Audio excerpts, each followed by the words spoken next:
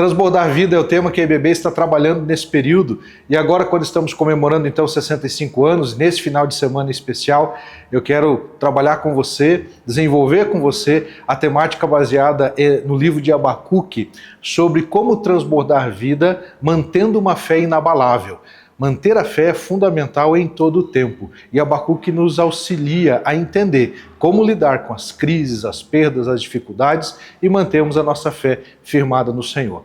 Com certeza, eu creio que Deus irá te abençoar por meio também da ministração dessa palavra. Te convido a acompanhar. Para esta mensagem, eu escolhi trabalhar um texto que geralmente é bastante enfatizado no capítulo 3, a partir do verso 17 de Abacuque. Mas antes de chegarmos a esse texto magnífico, em que ele fala, ainda que a figueira não floresça, ainda que não haja fruto na vide, e assim por diante, em breve faremos a aplicação, eu quero entender com vocês alguns contextos vinculados também à temática que temos nesse tempo, transbordar vida.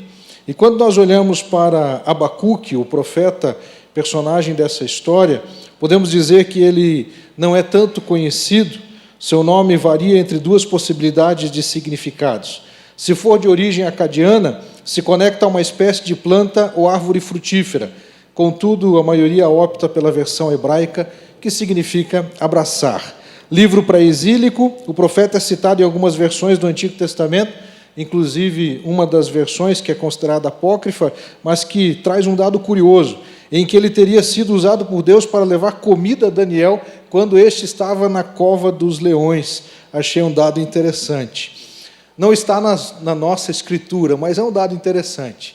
Ou seja, um personagem que tem marcas também na trajetória e na história bíblica. Dentre algumas questões que nos chamam a atenção, está o fato de Abacuque viver num tempo e ter sido exposto a cenários políticos, econômicos, sociais, muito semelhantes ao que nós também vivemos. E eu quero convidar você a acompanhar comigo a leitura que farei na Bíblia, Abacuque, capítulo 1. Nós leremos algumas porções, porque nosso alvo é tentar, ainda que o tempo seja um desafio, tentarmos percorrer os pontos principais deste livro, do livro de Abacuque, para compreendermos, então, de que maneira nós podemos transbordar vida, mantendo uma fé inabalável.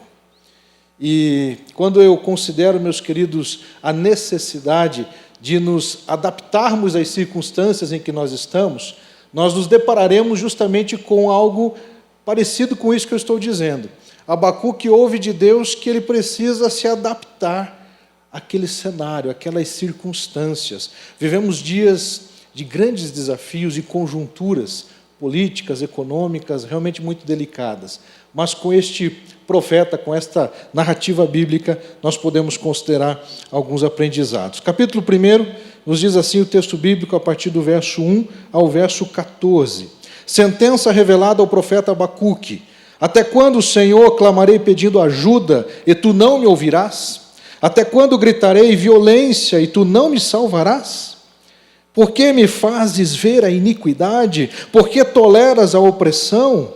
Pois a destruição e a violência estão diante de mim. Há litígios e surgem discórdias.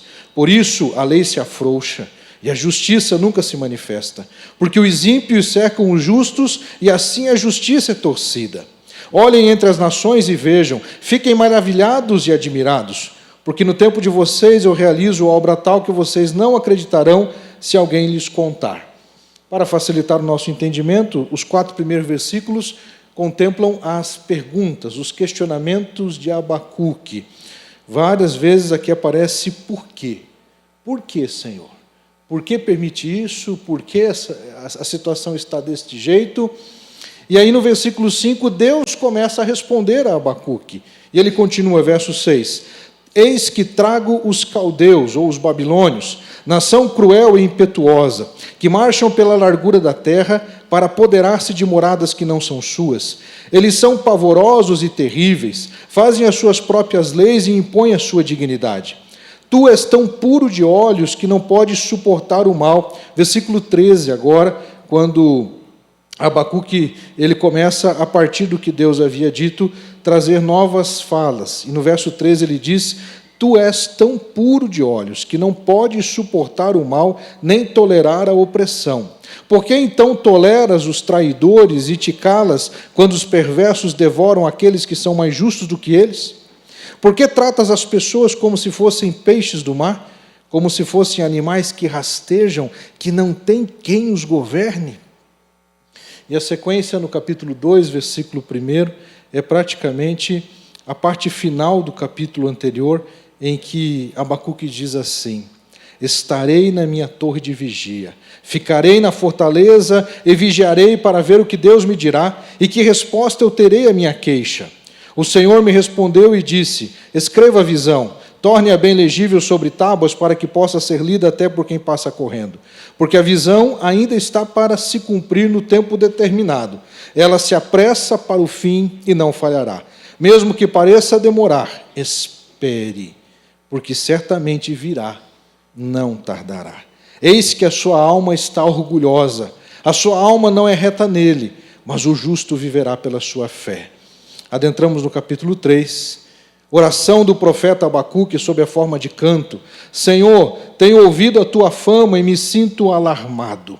Aviva a tua obra, ó Senhor, no decorrer dos anos, e no decurso dos anos faze-a conhecida. Na tua ira lembra-te da misericórdia. Deus vem de Temã, o santo vem do monte Parã. A sua glória cobre os céus e a terra se enche do seu louvor. O seu resplendor é como a luz, e raios brilham da sua mão. O seu poder se esconde ali. Verso 17 desse capítulo final. Ainda que a figueira não floresça, nem que haja fruto na videira, ainda que a colheita da oliveira decepcione e os campos não produzam mantimento, ainda que as ovelhas desapareçam do aprisco e nos currais não haja mais gado, mesmo assim eu me alegro no Senhor e exulto no Deus da minha salvação. Deus, o Senhor, é a minha fortaleza. Ele dá aos meus pés a ligeireza das corças e me faz andar nas minhas alturas. Ao mestre de canto para instrumentos de corda. Que Deus abençoe a leitura da sua palavra e aplique esta aos nossos corações. Amém? Pai Santo, mais uma vez lemos a tua palavra, esse texto maravilhoso da história do relacionamento de Abacuque contigo. Ajuda-nos, ó Deus, a percebermos que na conversa que ele teve com o Senhor há tanto tempo atrás, nós encontramos elementos que nos ajudam a perceber como nós podemos também desenvolver uma intimidade e, acima de tudo, também uma fé, conforme nos diz o texto que acabamos de ler, inabalável. Fortalece, ó Deus, a nossa fé. Fortalece, ó Deus, a nossa vida. Pedimos a tua bênção em nome de Jesus. Amém. Para transbordar vida, nós precisamos manter uma fé inabalável. Precisamos nos manter inabaláveis na fé. Dentre algumas possíveis aplicações, eu quero chamar a sua atenção para o modo como o profeta se relaciona com Deus, permitindo que, diante de grandes dificuldades, em meio a tempos muito difíceis, o profeta permaneceu com sua fé inabalável. E esse é o ponto, queridos, que eu quero chamar a sua atenção. Porque, a semelhança do que aconteceu com Abacuque e com Israel naquele tempo, nós também temos hoje muitos desafios. E eu identifico aqui algumas posturas em Abacuque que demonstram para nós que ele era detentor de uma fé pura, de uma fé que podemos dizer, mais uma vez, se apresenta de modo inabalável.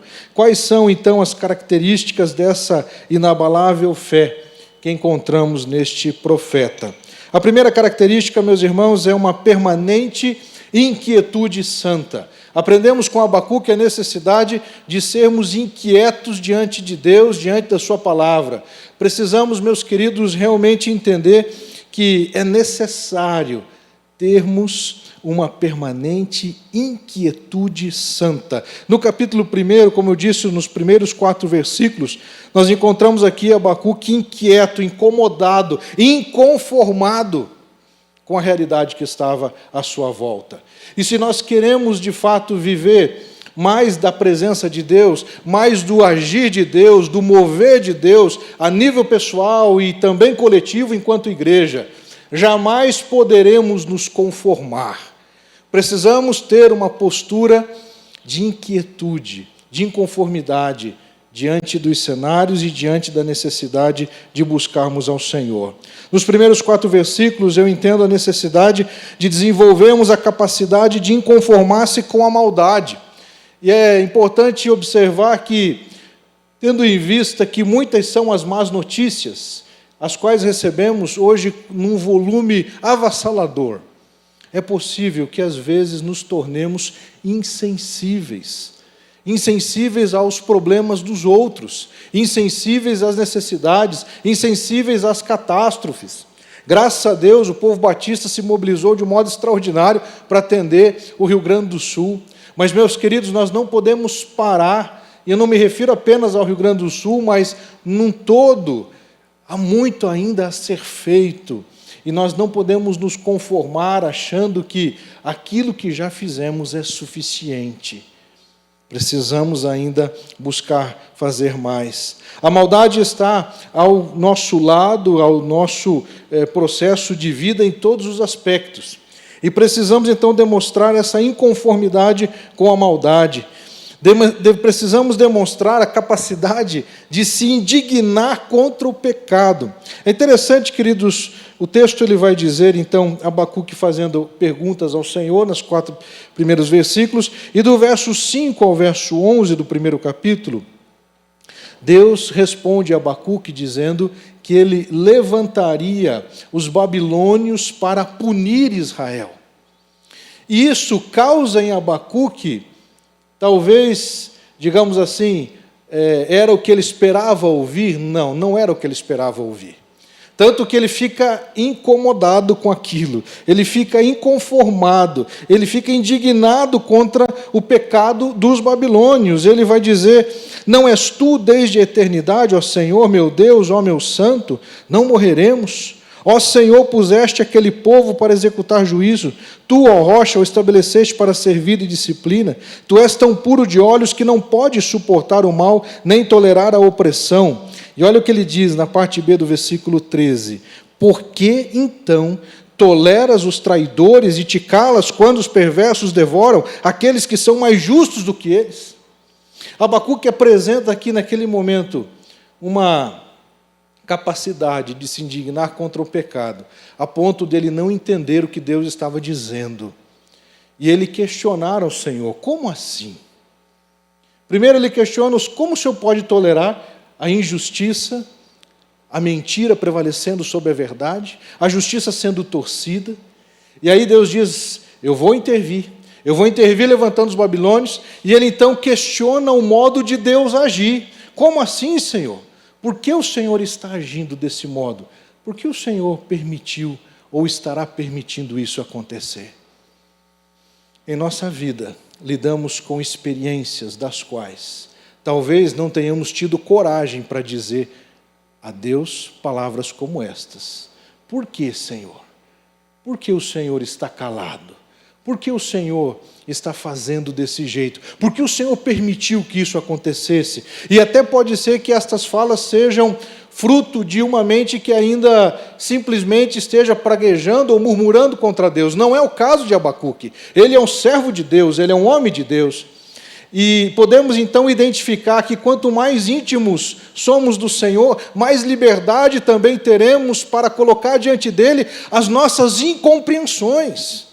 Diante das inconsistências da vida, chegarmos diante do Senhor e dizer: Pai, eu não estou entendendo, como assim? Eu não consigo entender essa situação. E aí o Senhor, ele pacientemente continua falando com Abacuque, lá no capítulo de número 2, versículo 2, o Senhor me respondeu e disse: escreve a visão, torne-a bem legível sobre tábuas. Deus continua falando com ele.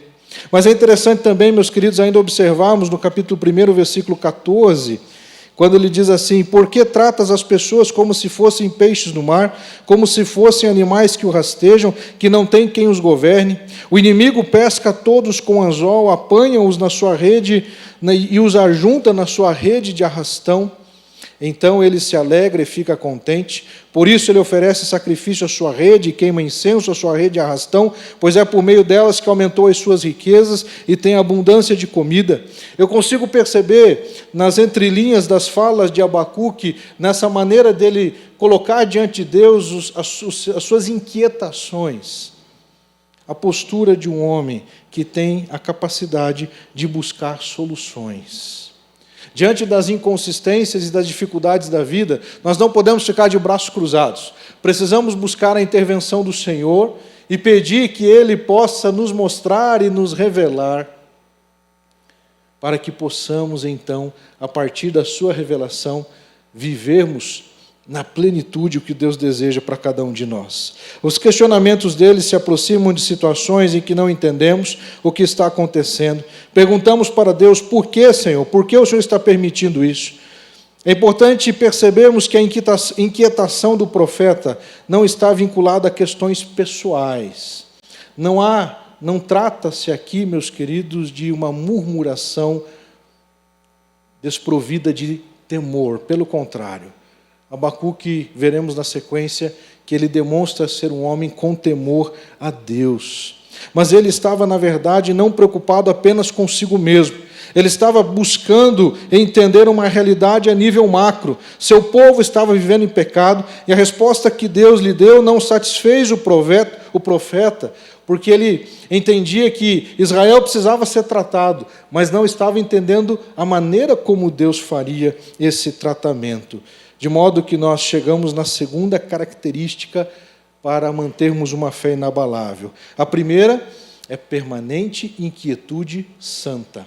A segunda característica, permanente disposição para sermos tratados. Permanente disposição para sermos tratados envolve a capacidade de ouvir a Deus. Capítulo 2, versículo 1, o Abacuque ele vai dizer: estarei na minha torre de vigia, ficarei na fortaleza, vigiarei para ver o que Deus me dirá e que resposta eu terei à minha queixa. Eu gosto dessa expressão no final do versículo, porque Abacuque ele está, sim, colocando suas queixas ao Senhor. Mas ele diz o versículo 1: eu me colocarei na minha torre de vigia. Eu desejo ouvir a Deus de um modo mais profundo. Eu preciso entender este cenário. Eu preciso entender essas circunstâncias. Nós percebemos nele, meus queridos, a capacidade de esperar pelo agir de Deus e no tempo de Deus. Diz o versículo 3, quando Deus, mais uma vez, lhe responde: a visão ainda está para se cumprir no tempo determinado. Ela se apressa para o fim e não falhará. Mesmo que pareça demorar, espere, porque certamente virá, não tardará. Eu imagino que todos aqui desejam ouvir a Deus, ouvir a voz de Deus. Queremos ouvir do que Ele deseja para nós. Mas quantas vezes estamos, de fato, disponíveis para Deus falar conosco? Porque temos a necessidade de resolvermos as coisas imediatamente. Mas não é assim que as coisas acontecem na vida. Muitas lutas e muitas experiências estarão vinculadas ao processamento do tempo. As coisas não vão se resolver de um dia para o outro. Existem muitas coisas, e as mais importantes, eu diria, estão vinculadas a processos que têm um começo, um meio e um fim. São processos cíclicos de aprendizado, processos cíclicos de amadurecimento, mas nem todos estamos dispostos a amadurecer, porque amadurecimento leva tempo. Para que as coisas possam acontecer e nós possamos crescer diante de Deus. Não trata-se de uma corrida de 100 metros rasos, como você muitas vezes já ouviu essa analogia, mas sim de uma maratona, a maratona da vida. E no decurso dessa maratona, no percurso que estamos então transcorrendo, precisamos estar sensíveis para ouvir o que Deus está nos dizendo, o que Deus está sinalizando. E isso é importante porque às vezes nós acabamos perdendo esta percepção E acabamos tomando decisões erradas com relação, inclusive, à questão do tempo. Capacidade de esperar pelo agir de Deus, no tempo de Deus, é algo fundamental para que tenhamos uma fé inabalável. Capacidade de refletir, inclusive, quando nós também somos confrontados. Ele diz no versículo 4, capítulo 2, eis que a sua alma está orgulhosa. Aqui reside um dos maiores problemas da humanidade, mas dizer da humanidade é muito fácil. Um dos maiores problemas que você e eu temos, lidarmos com orgulho. O orgulho é um dos males a ser vencido, porque o orgulho nos impede de crescer. O orgulho nos impede de receber uma palavra de confrontação e ouvirmos aquela palavra, recepcionarmos esta palavra no coração, meditarmos sobre ela e dizermos, de fato, preciso mudar isso, preciso mudar aquilo, isso não está de acordo. A nossa tendência será nos justificarmos. Temos uma grande tendência de querer explicar todas as coisas, inclusive os erros que cometemos. Quantas e quantas vezes tentamos deixá-los mais belos, com contornos mais suaves. Isso é orgulho, isso é vaidade. Abacuque ouve de Deus que o pecado do orgulho é algo a ser vencido. Mas ele diz assim no versículo 4, o justo viverá pela sua fé. E aqui nós chegamos agora na mensagem central de Abacuque, do profeta. Dessa conversa entre Abacuque e Deus, desse diálogo que começa, por que, Senhor? Por que, Senhor? Por que, Senhor? Deus responde e ele continua dizendo, como assim? Não faz sentido. Você já passou por experiências na vida em que você chegou assim, não faz sentido isso que está acontecendo. Não faz sentido essa realidade. Por que as coisas estão acontecendo desse jeito? Precisamos insistir para entender mais, para compreender melhor os cenários. E aí a gente vai começar a entender, queridos, que a vida com Deus trata-se de experiências de fé. Ainda que possamos usar da razão, ainda que possamos e devamos usar dos recursos que Deus nos deu, como a ciência, dentre tantas outras coisas, de fato a Bíblia nos mostra que é pela fé que o justo persevera. A confiança de que venham quais forem as lutas que forem, no final, meus queridos, nós somos mais do que vencedores. Eu acho tremendo, maravilhoso, quando a gente olha para esse cenário, e eu fico vendo, meus irmãos, os embates nas redes sociais, e aí as polarizações, e algumas posturas, inclusive de alguns que se dizem cristãos, e olham para aqueles, meus irmãos, que estão se levantando contra o Evangelho, se levantando contra a palavra, e estabelecem de forma personalizada estas pessoas como inimigos. Contudo, estes homens e estas mulheres que se levantam pregando ideologias que são contrárias àquilo que nós cremos, estão fazendo muitas e muitas vezes, na maioria dos casos, na ignorância. Sabe por quê? Porque eles não têm o Espírito de Deus, então eles não têm a capacidade, a condição de compreender as verdades que eu e você compreendemos, porque nós temos o Espírito. E se, uma vez que temos o Espírito, precisamos olhar para estas pessoas com o olhar de Jesus. Diz a palavra que ele olhou para as cidades, para as multidões, e percebeu que elas eram como ovelhas sem pastor. É isso que nós temos que ver, meus irmãos, nas pessoas que estão na sociedade vivendo da forma como estão vivendo, como ovelhas sem pastor, perdidas, que precisam de uma palavra de direção, precisam de uma palavra de esperança. Conversava uma vez com um rapaz que estava vivendo uma abordagem de vida, um estilo de vida contrário ao que nos diz as Escrituras, e ele, nos primeiros 40 minutos, tentou brigar comigo, e estava nervoso e vermelho, e querendo, de um modo exaltado, querendo confrontar aquilo que nós cremos na Bíblia, mas naquele momento eu fui com calma, e fui falando com ele, fui conversando, até que chegou um momento e eu disse assim, meu querido, olhe no meu olho, em algum momento eu te acusei, em algum momento eu demonstrei que eu estou julgando você? Aí ele parou.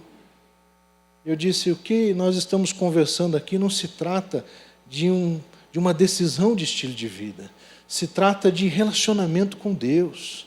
Deus te ama, Ele me ama, e Ele quer que nós venhamos a conviver em paz e harmonia. Aquele rapaz começou a derramar lágrimas.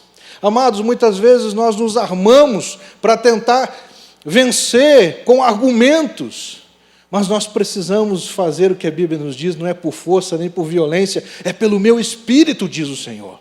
É na dependência do Espírito de Deus. Capacidade de refletir quando confrontados, para que possamos crescer e nos tornarmos homens e mulheres melhores hoje do que fomos ontem, e melhores amanhã do que fomos hoje, e assim seja até Jesus Cristo voltar. Vimos duas características para mantermos uma fé inabalável e transbordarmos vida: inquietude santa, disposição para ser tratado, e, em terceiro lugar, uma permanente postura de rendição. Amados, isso é muito importante. Nós encontramos Abacuque no primeiro momento se levantando, apresentando os seus questionamentos, e com razão, inclusive, porque na forma como ele estava vendo as coisas, era inadmissível que Deus permitisse que tais coisas acontecessem. Num primeiro momento ele reage, num segundo momento ele acalma o coração, capítulo 2, verso 1, me colocarei na minha torre de vigia. A torre de vigia que nós temos pode ser o seu escritório, pode ser o seu quarto, talvez o banheiro da sua empresa. É se colocar na torre de vigia, aquietar o coração e tentar entender e perceber o que nós podemos aprender com tudo isso que estamos vivendo, para que então possamos ter uma postura de rendição. A capacidade de se humilhar diante de Deus. A palavra de Deus nos diz no capítulo 3, versículo 1, oração do profeta Abacuque. Algumas traduções vai dizer conforme Sigionote. É uma expressão hebraica para se referir ao canto, ao salmo. Na verdade, nós nos deparamos no capítulo 3 com uma poesia profética. E Abacuque, então, ele vai dizer no versículo 2, olha só, depois de inquietações, com as inconformidades e inconstâncias, depois de ouvir Deus, processar, ele diz então no versículo 2 do capítulo 3, Senhor, tenho ouvido a tua fama e me sinto alarmado. Aviva a tua obra, ó Senhor, no decorrer dos anos, e no decurso dos anos faze-a conhecida. Na tua ira, lembra-te da misericórdia. Agora nós percebemos o coração de um homem que começa a ser moldado, trabalhado, e que a misericórdia começa a fazer parte da sua oração. Ele percebe, de fato, a grandiosidade de Deus, e ele vai pedir, Senhor, aviva a tua obra no meio dos anos, age com misericórdia, age sim com ira, mas lembra-te da misericórdia, ou seja, faz o negócio dosado, Senhor, porque senão a gente não vai aguentar. E é assim que é a vida, meus queridos, com Deus. Se Deus não dosasse conosco, nós estaríamos já há muito tempo virado poeira cósmica, se assim podemos dizer. Capítulo 3 é uma poesia profética, uma oração desprovida de egoísmo, vaidade, orgulho, hedonismo e narcisismo. Aprendemos com Abacuque que, em vez de orarmos para satisfazer nossos desejos, precisamos ter orações carregadas de piedade, humildade, submissão, sinceridade, confissão e boca no pó. Nós somos instruídos a orar para resolver os problemas. Somos instruídos, a nossa cultura enfatiza demais. Pedirmos, e o pedir faz parte, Jesus nos ensina isso na oração modelo, mas não trata-se apenas de pedir para resolver nossos problemas, para resolver nossas dores, para tirar enfermidades. Nós precisamos fazer orações para que Deus venha moldar o nosso caráter, transformar o nosso ser, para nos tornarmos homens e mulheres de Deus irrepreensíveis. Precisamos desenvolver a capacidade de renovar a fé em Deus. No capítulo 3, versículo 2, como eu já li, ele faz um pedido: aviva a tua obra, ó Senhor, aviva. Faz algo extraordinário, traz do teu movimento sobre as nossas vidas. Capacidade, meus irmãos, de renovar a fé em Deus a partir de algumas leituras da nossa própria história e também de leituras da história geral. Nos versículos de 4 a 15, nós encontramos Abacuque fazendo uma descrição que tem como base o épico de Enuma Elish, o épico babilônico da criação, retrata a mitologia grega. Aquela imagem que está lá atrás, se puder trazer aqui para frente, por gentileza. Aqui mostra, meus irmãos, a imagem, uma iconografia da batalha entre Tiamat e Marduk, o épico de Enuma Elish, babilônico da criação. E quando a gente olha para o texto bíblico, as expressões que ele usa, ele vem usar-se das figuras de linguagem daquela mitologia para mostrar que, de fato, quem governa sobre tudo e sobre todos é o Senhor. Não trata-se de um mito qualquer. Semelhante ao que aconteceu com as 10 pragas do Egito. A primeira praga ataca o rio Nilo. E o rio Nilo, Heródoto disse que o Egito era uma dádiva do Nilo. A importância do delta do Nilo ali trazia, então, pelo abastecimento de água, riqueza, produção, economia, agricultura abundante. Então, eles tinham no Nilo uma deidade, um vínculo de adoração com o próprio rio. E o primeiro milagre que Moisés faz ao colocar o cajado na água é transformar as águas do rio Nilo em sangue. Deus veio mostrar dessa maneira que ele está acima do rio Nilo. Quando chegamos na última praga, vocês querem que eu conte as 10? Não vai dar tempo, né? Quando chegamos na última praga, nós temos a morte do primogênito de Faraó. E aqui, meus irmãos, Deus ataca o coração da religiosidade egípcia. Porque o próprio Faraó era considerado uma divindade, e para muitos a maior divindade. Faraó era visto como Deus. E ele agora está mostrando que aqueles que os egípcios consideravam como Deus não pode poupar a vida do seu próprio filho. Isso faz conexão com o fato de que o verdadeiro Deus é aquele que entrega o seu próprio filho para trazer vida e vida eterna. Uau, meus irmãos! É Deus na história, é Deus se movendo na história. Podemos até pensar e considerar como no início da conversa de Abacuque, como, seu porquê. Na verdade, Abacuque vai entendendo no processo que, sim, Senhor, eu começo a perceber que o Senhor está no controle de todas as coisas. Eu estava separando algumas imagens, e esta que está na tela é uma forma de representação daquilo que é apresentado como modelo do Big Bang. Se você observar aqui na ponta dessa imagem, nós temos ali o telescópio Hubble, e no final dela, a palavra Big Bang, que seria então o modelo de origem de todas as coisas. Dentro dessa proposta, dentro desse modelo, galáxias e o universo como hoje ele é possível ser visto, que aparece na maior parte do tempo aqui, nesta imagem, deveria ser algo visto há cerca de milhões de anos. Contudo, o telescópio Hubble, ele emitiu uma imagem, chamada de Hubble Deep Field, uma imagem profunda do universo. E ele mostrou, segundo os estudos e dentro da métrica naturalista do Big Bang, que essa imagem estava reproduzindo um momento de 13,1 bilhões de anos atrás, de anos-luz atrás. E, meus queridos, dentro do modelo do Big Bang, 13,1 não deveria ter muita coisa. Deveria ser um negócio mais escuro, com galáxias anãs começando a se iniciar, galáxias bebês, digamos assim.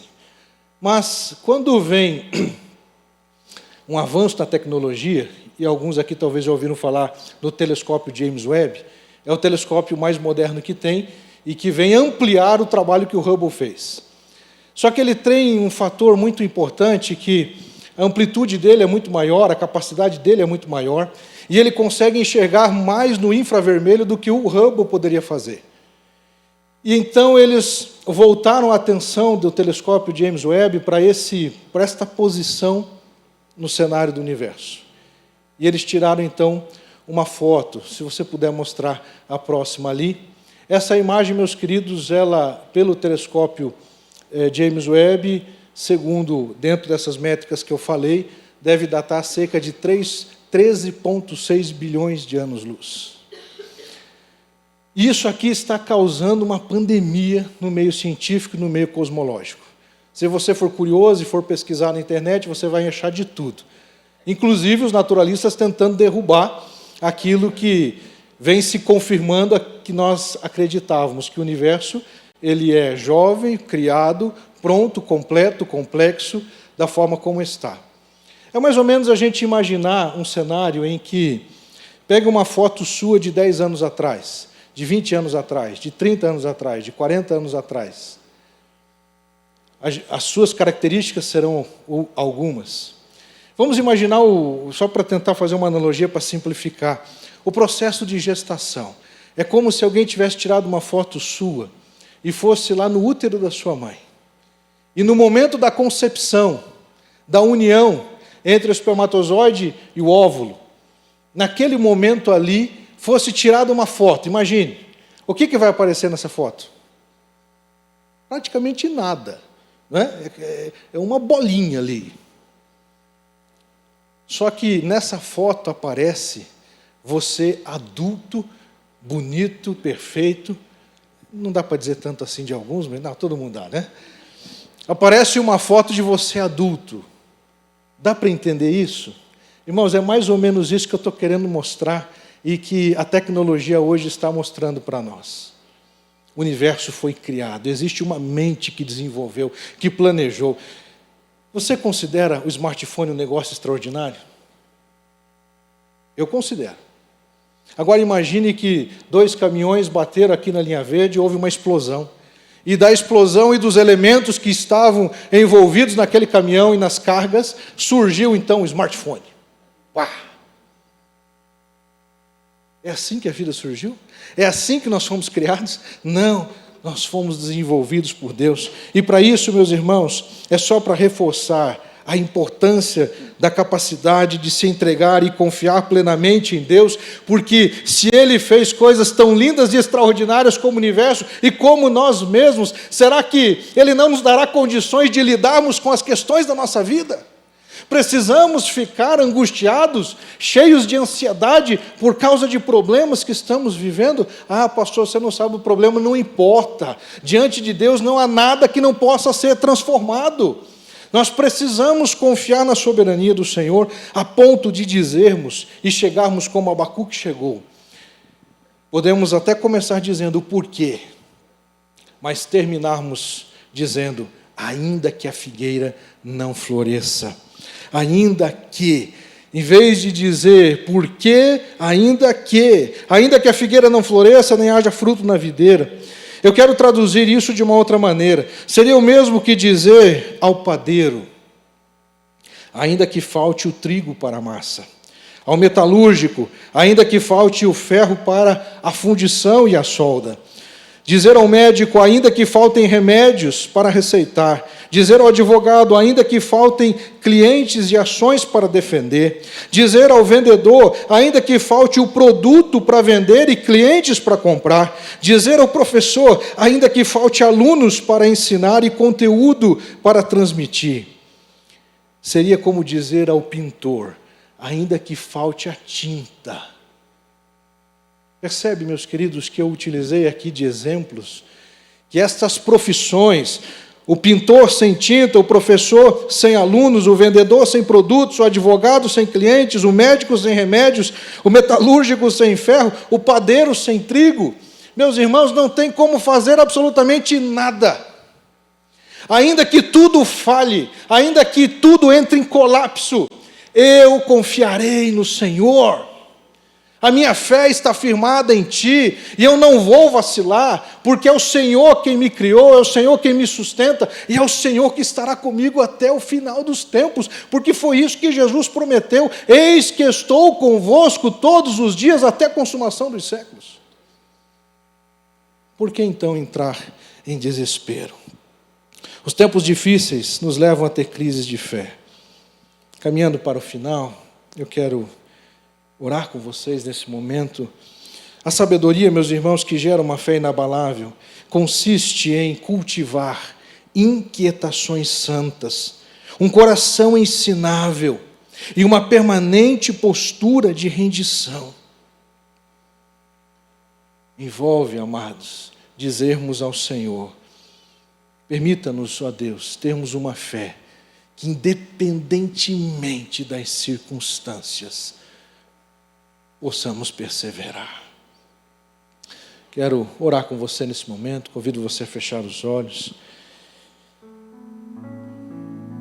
Quando o texto bíblico narra para nós o cenário que Abacuque vivia, Exaltino Gomes Coelho vai chamar Abacuque de um contemporâneo, de alguém que parece que vive no tempo que nós estamos vivendo. Eu imagino que você deve ficar inconformado quando a justiça que deveria fazer justiça promove a injustiça. Que a mentira é apresentada como verdade. Nós precisamos confiar no Senhor, que está no controle de todas as coisas. E descansarmos nele. Porque sem Ele e sem a fé no Senhor, nós não somos nada. Que alegria você ter chegado até aqui. Eu espero que essa mensagem continue falando ao seu coração. Se você tomou alguma decisão, eu gostaria de saber dessa sua decisão. Entre em contato conosco, você tem um contato aqui na tela. Nossos pastores gostariam de orar com você. Nós queremos caminhar com você para que você cresça e tenha a sua fé fortalecida em Cristo Jesus.